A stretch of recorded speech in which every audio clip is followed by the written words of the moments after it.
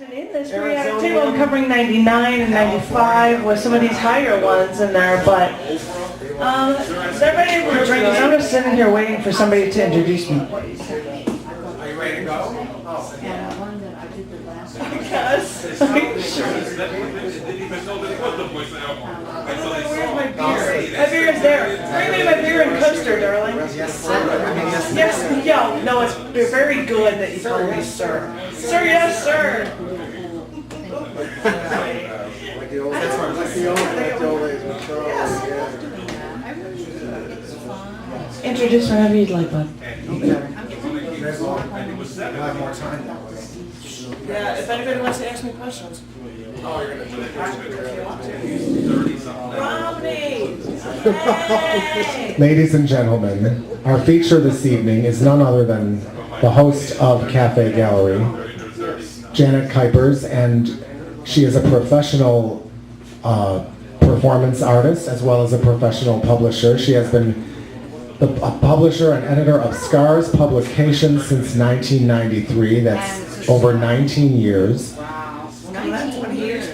She grew up in the south suburbs. Oh, never mind that. She attended the University of Illinois. Well, that's ancient history too. Okay. She is really, really wonderful and multimedia, you name it. Art, film, animation, as you can see from the design on the on the chapbooks, right? She even does visual art, and she loves photography. She loves traveling, and she loves John. And She's a naughty girl. and what else can we say about Janet Kuypers, ladies and gentlemen? Give it up for our feature tonight, periodic poetry, Janet Kuypers. Hi. It feels really weird being here. I was so used to like clapping extensively, but I'm like, I shouldn't clap for myself. That's not right. Hi, I'm doing poems from the periodic table, and I call it the periodic table of poetry. For some reason, I felt the need to write a poem for every element. And that doesn't mean it's going to be like, although sometimes it is like, a lot of info from Wikipedia or whatever, but, some of them are just a little scrap, piece about it or a personal story from. And so I have divided this up into 3 separate little mini sections. And each of the sections will have music from the Ha-Man of South Africa, Francois Leroux. He, in 2011, did hotel music, where there was actually a hotel who commissioned him to come up with a bunch of music to be able to play in the background of the hotel when people are coming in. I'm like, that's awesome.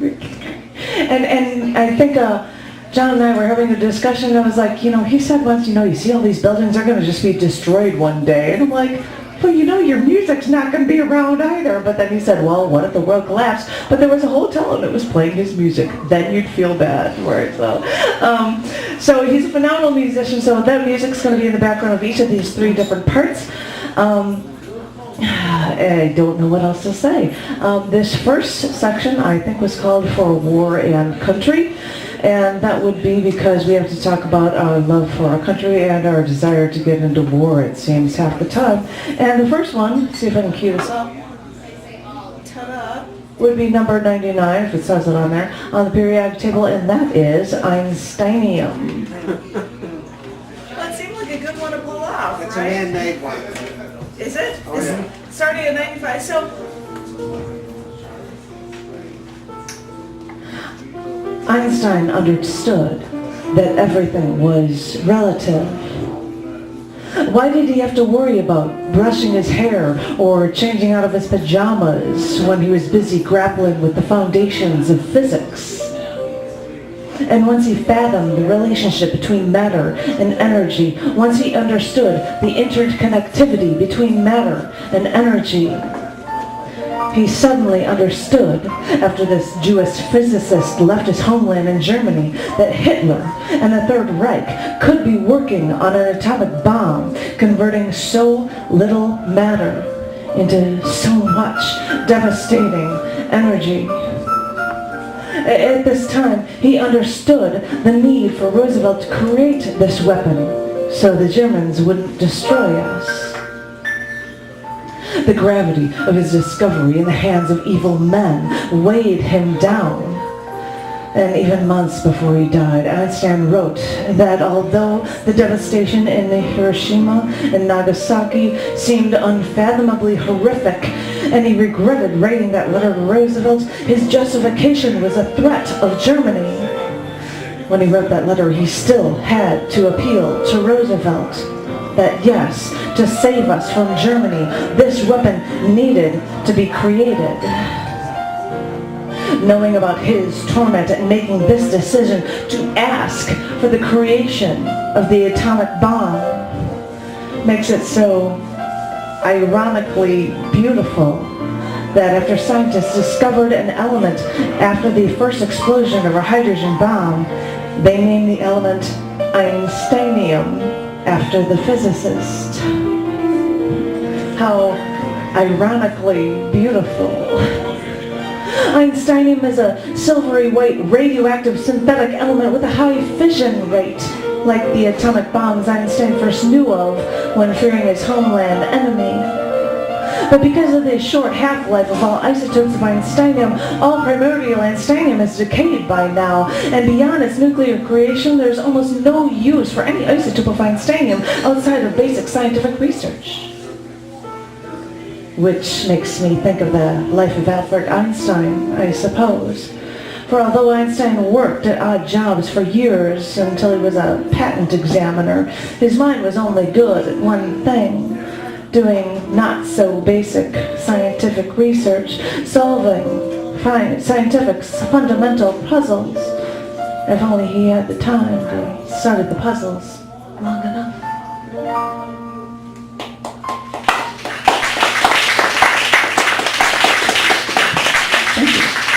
That between them. Because I did that one, I figured the next one, which would be so insanely appropriate for some reason, would be germanium. This is number 32.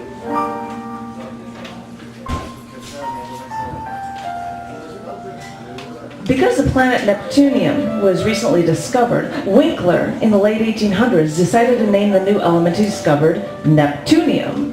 But another element already tried to lay claim to that name, and still another element got the name Neptunium. So Winkler decided to name his newfound element Germanium, from Latin Germania, in honor of his homeland. Germanium is known for its high refraction, along with its low optical dispersion, making it perfect for things like wide-angle camera lenses. But it's also used for microscopy and the core part of optical fibers. And yeah, I could go on about silicon germanium alloys used in semiconductors, induced circuitry, fiber optics, infrared optics, electronics, metallurgy, and chemotherapy. But when I heard chemotherapy, I started looking into it because when it comes to chemotherapy, germanium's role in cancer treatment has been widely debated. And the American Cancer Society found no evidence that germanium actually fights and helps to fight cancer. And the U.S. Food and Drug Administration found that when germanium was a nutritional supplement, germanium was actually, quote, presenting a potential human health hazard. And I'm sorry, when I hear germanium, I think Germania, and I know that Germania is a Greek and Roman geographic term for the region, but it still makes me think of the world capital of Germania, with Adolf Hitler's vision for a future Germany, with the projected renewal of the German capital Berlin during the Nazi reign. And Albert Speer, the first architect of the Third Reich, and probably the only architect, produced many of the plans for a rebuilt city, but only a fraction were realized.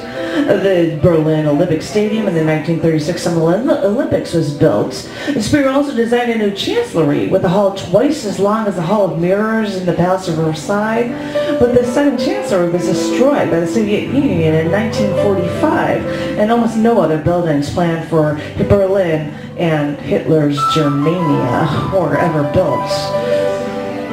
Some compounds of germanium are highly reactive and very dangerous to humans, even on exposure. I mean, germanium has similarities with the elements arsenic, used for chemical weapons, and antimony, another toxic chemical element.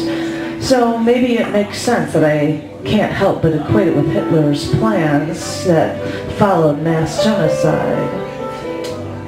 So I have to keep reminding myself of the uses of germanium in electronics, and remind myself that characteristics of that was good, made it perfect for things like wide-angle camera lenses for that photographer in me that can't help but love that kind of stuff.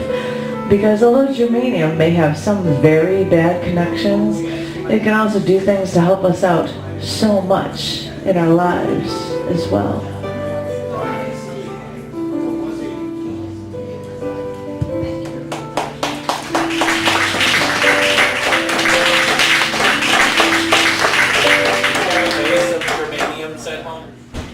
Pardon me? You gotta water your germanium. I should, shouldn't I? I definitely should. That'd be awesome. Well, I'm going to do one more, but I think I would need a phone to be able to pull this off, and I don't have... Oh, he just lived over here. Snuck it up there. I had no idea. I thought, he's grabbing my beer. What is he doing? I have no... This would turn on somehow. And I see what you mean. Thank you. I need a phone for my show. Because I happen to have germanium at number 32. See, I need to see the number. That's how good I am. I thought I would go to number 95 next. And go with... Bingo! And go with Americium for the element.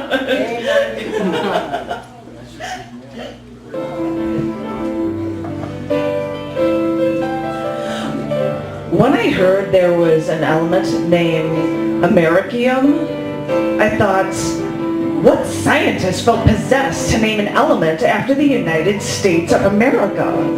I mean, was it discovered during a war effort when everyone rallied with national spirit? Or was it a World War II effort against the element germanium, named after Germania, even though that element was not named for Hitler's desire to create a perfect 1,000-year empire? I can't believe the decision to name an element Americium was based on this bourrah mentality. Go fight, win, USA, USA. I mean, is the actual element somehow explicitly related to America? Okay, fine. I'll look online for information. Let me actually first check dictionary.com. If I can pull this on up here, before I look at Google and Wikipedia for information about Americium. Oh, but before I scrolled down the definition, I saw that there was a speaker icon, so I could hear the computer-generated voice say Americium for me. Americium. Oh, I think it said Americium, not Americium. Oops. But the definition says Americium is a product of high-energy helium bombardment of uranium and plutonium. Wow, I'm really going to have to research this, and maybe I can dispel this World War II links that I was apparently making up in my head for this element. Wait a minute. Americium was discovered in 1944, but the discovery was kept secret and only released to the public in December or November 1945. Okay, that doesn't help my anti-Hitler case. Let's see. Americium was first identified by the University of California, Berkeley, and then it was chemically identified at Argon Lab at the University of Chicago. Okay. So it was discovered in America, but in the periodic table, it falls right next to its twin lanthanide element, europium. So thus, by analogy, they named this element after another continent, North, South America. Fun little story. But americium was primarily used in nuclear tests conducted between 1945 and 1980, as well as the sites before the Chernobyl disaster. So we go from Germany as our enemy to the Soviet Union as our enemy, because the enemy of our enemy is not necessarily our friend. And elevated levels of americium were also at the crash site of the US B-52 bomber, which carried 4 hydrogen bombs in 1968 in Greenland. But us Americans have to come up with more practical applications for americium than nuclear testing. And that's when I learned that this silvery white element, which is soft and malleable and tarnishes in the air, has isotopes that are used in smoke detectors. So, as an element, it might help kill, but it can also help save people's lives.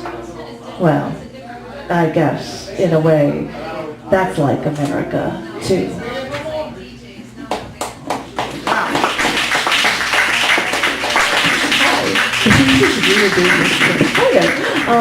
I guess for people who have, the phone, I've got a beer.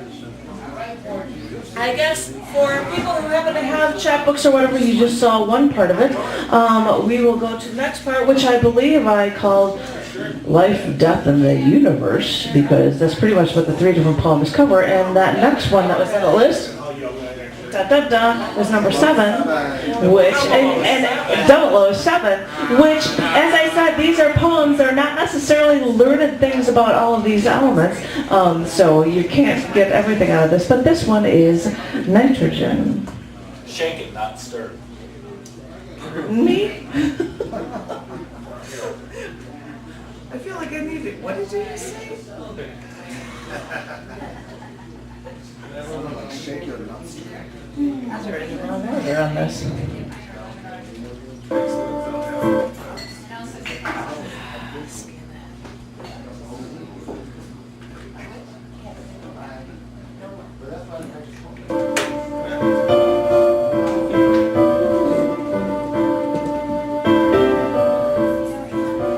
I'm afraid to answer the phone today. Ever since he called to tell me that he has AIDS, I've been afraid to answer the phone. To hear that his condition has turned for the worse, or that he just died. His T-cell count has been at 0 for 2 months now. He lost his job. The last word was that he was waiting for a chance for an entrance into a study where he might get a new set of medication. And the waiting is something he cannot do. So I've looked at the homeopathic options, and I sound like his mother telling him to eat fresh fruits and veggies, don't eat raw seafood or raw eggs, cook your meat until it's well done to get the protein you so desperately need. And I've looked at the chemical compounds and the drugs that are all too expensive. And I was surprised to see how many times I saw nitrogen listed in those drug compounds. Nitrogen. I've only heard of it as a liquid nitrogen for super cooling. Dip a rose in the liquid nitrogen and drop it so it shatters. I've even heard of nitrogen capsule widgets to carbonate stouts, or that it's mixed with oxygen to make a laughing gas. Maybe I need nitrous oxide, because yesterday was the first day I hadn't cried. I might have been feeling fine for a half hour, and then something would trigger it in my mind. I thought maybe I was getting used to the news, but I cried again today. On the phone, you said you can't let the thought of death kill you. And I was trying so hard not to start sobbing on the phone. You see, this is why I'm afraid to answer the phone now. You were on the phone with me saying that you just have to get used to the fact that you're not going to grow old or have a family. You said that some people feel like they're on death's door with a T-cell count of 400, and some people can run marathons with a T-cell count of 0. On the phone, you first told me that yours was at 80, and you felt fine. A little run down, but that was to be expected. And then it dropped lower. And now I'm afraid to answer the phone to hear the next round of news. So now I sit here and read about antiretroviral drugs you may or may not be able to take. Protease inhibitors, integrase inhibitors. And I look at the chemical compounds of all these drugs with the hydrogen, oxygen, carbon, occasionally fluorine or sulfur, and the surprisingly ever-present nitrogen. I stare at these compounds, wish I could put the elements together myself to give you what you need. Why did I learn about compounds in chemistry class if I couldn't make these compounds to help you live? Because now I just sit here and read and hear my telephone ringing.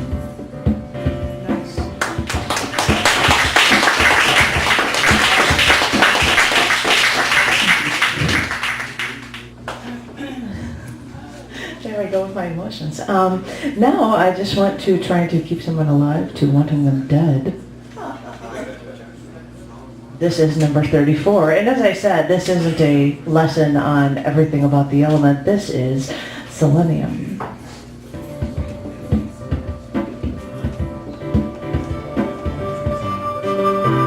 I have wanted all of them dead. There's no one else I can say this to, but I've had this overwhelming desire for I don't know how long to see them all suffer exorbitant pain as they all suffer to their last breath. I've been researching ways to extract my vengeance, to commit my final solution. It has to be something scientific, something methodical, something so complicated and convoluted that no one would ever suspect me. There's no way I can get the used uranium rods from that nuclear power plant I saw on my last road trip. There's no way I can get in a Fermi lab where they discover the radioactive plutonium to get trace amounts of neptunium or plutonium, because spent or not, trace amounts of these radioactive elements could still be injected into their food, slipped into their hairspray, shot into their shampoo, and they would never know what hit them. So after I scoured the radioactive elements in the periodic table that are used in nuclear weaponry, I glanced back toward the top of the table and saw selenium. Wait a minute. I remember an episode of CSI where the actress who is a character on Melrose Place, who is also one of the women in Desperate Housewives, she conspired with another woman where one of them would marry a rich man and they would poison him with selenium until he died, leaving one with a hefty sum of money to share with her female conspirator. Okay, time for some research. Selenium, when discovered, they noted the similarities of selenium to the previously known tellurium, named for the earth, which is why it was named in the Greek mythology Selene, an archaic lunar deity. Although selenium is used today primarily in glass making and pigments, it's also a semiconductor with selenium's unusually high ability to conduct electricity. But the light went off in my head when I read that selenium salts are toxic in large amounts, but here's the key: trace amounts are needed in all animals. This reminded me of that CSI episode where that red-headed actress worked with horses, which justified their need for selenium in their lives. Because although selenium is an essential trace element, excess amounts can be toxic. More than 400 micrograms per day can lead to selenosis. Acute oral exposure to selenium can lead to pulmonary edema and lung lesions, cardiovascular effects like tachycardia, gastrointestinal effects like nausea, vomiting, diarrhea, and don't forget the severe abdominal pain. Selenium ingestion can even lead to cirrhosis of the liver and can cause aches, irritability, chills, and tremors. You know, this element's really starting to look like the way to go for me. Add this to their pizza and their garlic bread, since it leaves a garlic odor on the breath, and no one's the wiser. And the thing is, selenium has an oxidant mode of action similar to that of arsenic, which, as I said, is exactly what I'm looking for. Selenium poisoning of water systems has occurred in the past, possibly resulting whenever new agricultural runoff courses started. So it could be easy actually to get it into their drinks as well. So now the question for me is how to get it, to place it into their food supply. I know some is needed, more for people who have a selenium deficiency, especially for patients with cancer or AIDS. And if it's needed for animals, I even read a case where animals were given the wrong injection levels of selenium, causing a mass horse deaths at a polo tournament. Well, a quick Google search for purchasing selenium would lead to many sites with no prescription needed to get exactly what I was looking for. The last step is getting it without having it traced back to my name, because once I get it, I can get it into food or drink with no problem. Because, as I said, my overwhelming desire for I don't know how long to see them all suffer exorbitant and inexplicable pain until they all suffer to the last breath may finally have its last key. Because selenium can make everything come together, and no one will be the wiser.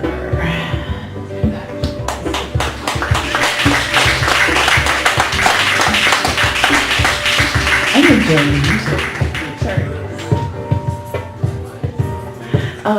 This last one, I think I might have a drink. That's why I had to stock up on my beer. What is the number there it says, bosses? 018. Hey, this is number 18. She's got her chapbook, young lady. She's got the middle chapbook, this one. Because that section is called Life, Death, and the Universe. We're apparently now getting to the universe. This one is Argon. Before Argonne National Laboratory was named, it was started to create the world's first self-sustaining nuclear reaction. They constructed Chicago Pile 1, which achieved criticality, a sustained nuclear fission reaction, under the University of Chicago's football field stands. But since this experiment was too dangerous to conduct in a major city, it was moved to nearby Palos Hills and named Argonne after the surrounding forests. You know? When I was trying to learn about the element argon, I was really hoping that Argon Lab, so close to where I grew up, would have something to do with the element argon and not a nearby forest preserve. Now, the element argon got its name from the Greek word meaning lazy, but that's because argon atomically is stable and resistant to bonding with other elements. Argon is used to displace oxygen in packaging materials to extend the shelf life of their contents. Since argon is colorless, odorless, and this is the important one, it does not satisfy the body's need for oxygen. Argon is an asphyxiant, so it's highly dangerous in closed areas. But on the plus side, liquefied argon is used in cryoablation to actually destroy cancer cells in electrosurgery.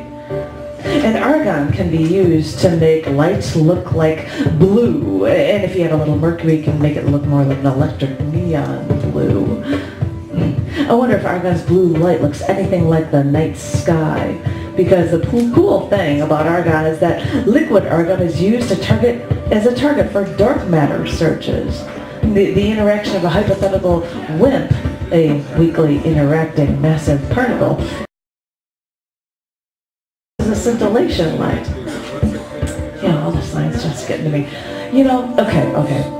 When I was playing cards once, we decided to place bets on what the winner of each hand would get. And since we didn't have any money and we were on an astronomy kick, we decided that the winner of the first hand would win the moon, and then the Earth, and then more the planets, then the asteroid belt, the Kuiper belt, the Oort cloud, the solar system, and the Milky Way galaxy. Then my opponent suggested that the winner of the next hand would have dominion over dark matter. Alright, they won that hand. But the winner of the next hand and the final hand won the universe, and since I won that hand, I wanted to say that I got to rule over dark matter as well. No. Now, you can't see dark matter directly. Scientists believe that this hypothetical dark matter, which neither emits nor absorbs light or radiation, can take up to 84% of all of the matter in the universe. Since dark matter can't be seen, scientists can only infer the existence of dark matter by its gravitational effects on other matter in the universe. And they assume that the corresponding particle in cold dark matter is a weakly interacting massive particle. A WIMP. And if argon is used to help detect these hypothetical WIMPs, that's kind of cool. Because this stable noble gas might be difficult for people trying to breathe in confined spaces when argon can easily displace oxygen, but argon can also help remove cancer from our bodies. It can light the way, and it might even help us learn more about what all those undiscovered things in the universe, too. Very nice. Get the timing of that one. Thank you. Travis, that's the timing with the music there. Thank you, Travis. Well, you know, that's what... I'm a science junkie, so it's... Yeah. And so this is, you know, everybody's like, oh, you're doing your Wikipedia. I'm like, well, there's a couple places for it. And then you hear odd little stories, like one of them was all about CSI stuff. And so you go on another vein and you learn different things for it. Yeah. Or you check out things from newspapers, which brings us to the third section, which was my request section of my thing. I think it was called Lights on Our Insides or something like that. You've got copies. I don't know what they are. But the next one, da-da. You're right, that says 56 on here. So this one would be for barium.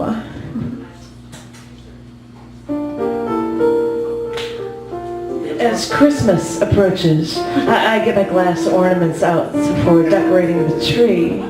And it reminds me of how the element barium is used in glass making to improve the luster, which is perfect for these ornaments. Because I always thought the barium was used to coat fluorescent lamps, which I've got them thrown on the floor over there, or to add to fireworks to make them a vibrant green, not unlike a Christmas tree. Or even used as a contact agent when taking x-rays. And yeah, barium compounds can even help the leaking of x-rays from CRT TV sets. A mineral containing barium is also a rare blue fluorescent gemstone that's even the official state gem of California. So I guess it does make sense that barium could also improve the luster of glassware.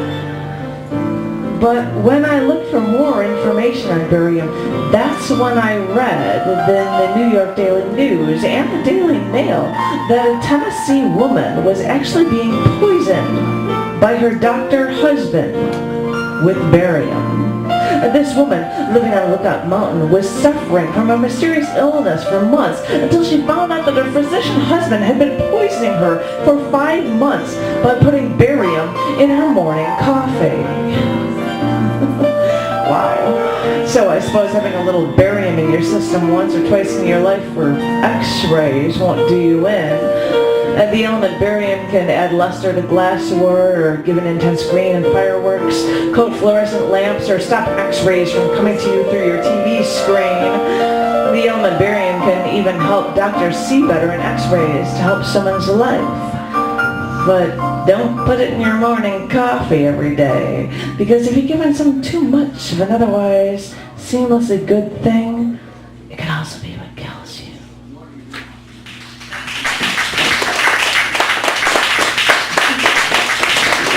I just noticed back there on the x-rays and like the fluorescent lights, like all of them were lost, but I would have shown them. They're all on the floor, but you got the idea from that. This next piece. Oh, what is the number on it? Ladies and gentlemen, what's my team? Ta-da! This would be potassium. Sorry, I had to sing it for you. This is potassium. Mixed as well with OJ at the hospital. Go ahead. Sorry, when you absolutely have to. I'm sorry.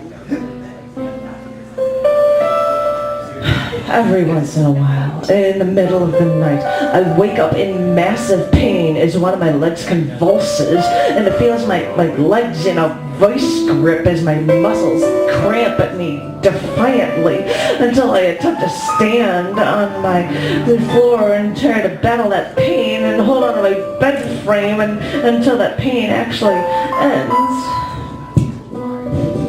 And that's when he tells me, "Leg cramps? You're low on potassium. You should eat a banana every day." So if there are bananas in the house, I'll eat one in the morning after one of those leg cramp episodes, because even though I'm a vegetarian, I'm really not that fond of bananas.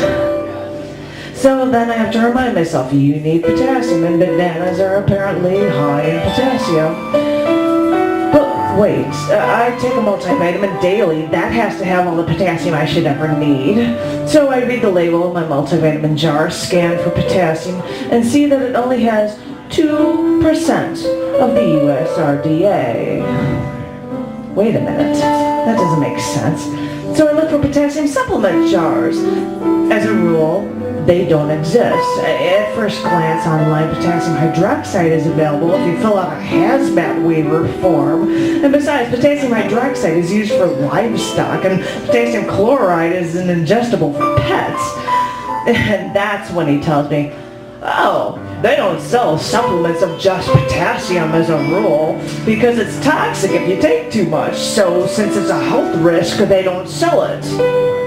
And all I could think was that if I took a ton of multivitamins, I'd probably have a toxic reaction too. So then in frustration, I looked to find the average amount of potassium in a banana. It was 3%. Really? 3%? That's all I need to stop my legs from cramping at night? Then why is USRDA for potassium so high? And how bad for you can potassium be if they won't even put enough into your multivitamins and they won't even release it as a supplement? Then, while shopping, I looked at a flip-top sale can of Chef Boyardee at Kmart for $1. The can was for whole grain lasagna. I looked at the back label with the nutritional facts, and I saw that it had 98 milligrams of potassium, which was 28%. So even though there's a ton of sugar and fat and salt in a can of Chef Boyardee, should I start shoveling down prepackaged pasta instead of bananas for my leg cramps at night? I mean, if I could find a surplus of potassium in a prepackaged can of Chef Boyardee lasagna, maybe I should look for potassium in other sales at the front of this local store. Let's see. Jolly Ranchers doesn't have potassium. Swedish Fish doesn't have potassium. Willy Wonka Nerds don't have potassium. Nestle Goobers don't have potassium. A can of Green Giant sweet peas doesn't have potassium. A bottle of Italian salad dressing doesn't have potassium. A bag of rigatoni noodles doesn't have potassium. And I really doubt I should be living off cans of Chef Boyardee whole wheat pasta lasagna. Besides, I think I'd be too afraid to even eat lasagna from a can. Really? So I'm sorry, but I'm just trying to figure out why you need potassium in your diet so much if I can't even find it easily in foods. And since they say bananas have potassium, I looked into it. Since potassium is needed in all living cells, a depletion of potassium in humans can lead to cardiac problems. But from what I've found, potassium is needed in plant production because I found that many vegetables as well as fruits, like bananas, I suppose, need it. But the way we mass farm now in this global economy, it's even leading to a depletion of potassium in the soil. And the thing is, potassium is usually found unionized in salts, meaning that its water solubility gives potassium many chemicals in its ionized form, which I suppose is good for us humans, since we're 50% water. And this is the weird part. Because potassium is so water soluble, it never actually is found in its pure form of potassium. The English first called potassium potash, and derived from an old Dutch word for the way it was extracted after evaporating solution in a pot to leave traces of potassium, like ash. And it was first primarily used in the production of glass, bleach, or soaps, which seems totally fitting since of its water solubility. Then a German researcher introduced potassium into fertilizers, which is awesome for us humans who need potassium in our cells, so potassium could be in all plants and fruits. But now it seems due to our mass farming, the potassium fertilizers won't be enough, especially when in this modern age we usually opt for processed foods lacking potassium instead of fresh fruits and vegetables. And yeah, because of its high solubility with water, it can react with some of the elements like hydrogen producing a ton of heat, or halogen detonating with a bromide, or even have an explosive reaction with sulfuric acid. And that just reminds me of how potassium is so much like other elements that we need in our lives, that it can also have terrible repercussions when mixed in just the right way with just a select few elements. Because if I can get potassium into my body in just the right and natural way, maybe then I'll stop having muscle spasms at night, reminding me that I'm deficient in the element that all my cells so desperately need.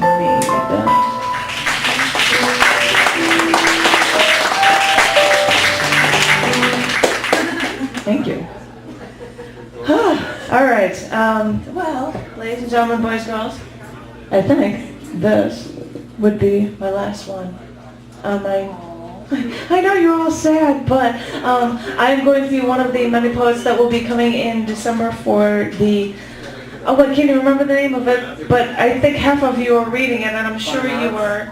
The Fine Arts Building, yes, and I'm going to probably be in the 7 to 8 o'clock hour, and I will have a bunch of short ones in a 10-minute feature with us as well. And if you want to know anything, all of these pieces are listed, and the ones that I haven't read before, or have read before, I have poetry video links online. But this is the last one. This, I think, is a funny one, and this one is iron. Grabbing the wrought iron railing as I walked toward the kitchen, I first put away the iron and ironing board. But the television blaring from the den stopped me in my tracks. As I walked, a Japanese TV voice said, "Squeeze-saw," before the English translation started. And going in the den, I saw him and I asked, "Excuse me, squeeze-saw, iron shop is on?" Because even though those shows are insanely old, it's fun to watch the Japanese food show with vegetarian ideas. "Yeah, got any ideas for dinner?" he responded, and I walked to the stainless steel fridge and looked at our food for ideas, and saw his iron skillets cleaned on the stove above the stainless steel oven. Then I glanced over at the stainless steel dishwasher and the stainless steel bowls on the counter. Knowing that iron forms stainless steel, I thought of all of the iron in our home. It makes sense since iron is so abundant on this planet, from the Earth's outer core crust to the Earth's rocky core. Even reactions from high-mass stars produced iron, making it such a vital part of this planet. So it makes sense I'd see it everywhere in my own home, from my furniture to my appliances, from lighting to lanterns, from tables to chairs to even our wall clock. It's in the fireplace grating, and it's even in the abstract wall art. And I even wonder how extensive my iron candle holder collection is. A few of those candle holders even have rust on them because the iron oxidized. The Iron Age brought historical advances to everything from weaponry to introducing curvilinear and flowing art decoration designs. Iron is so abundant on this planet, and since iron is even so needed inside the human body, I've even been taking iron supplements to make sure that I never run low.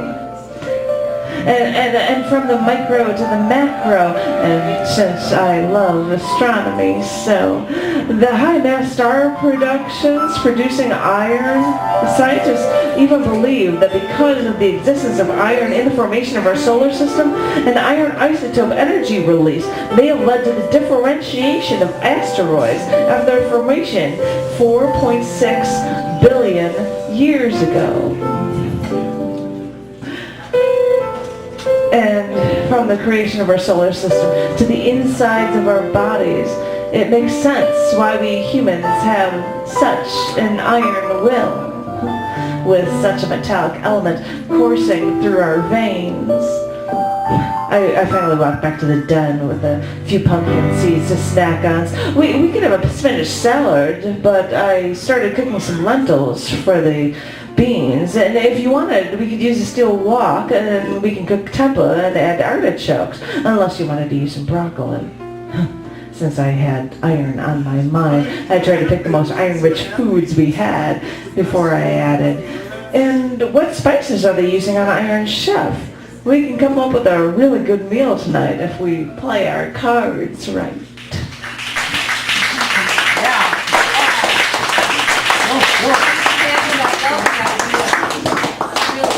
Keep doing it. Thank you, thank you, thank you. And that was a 9. You were 7. Thank you very much.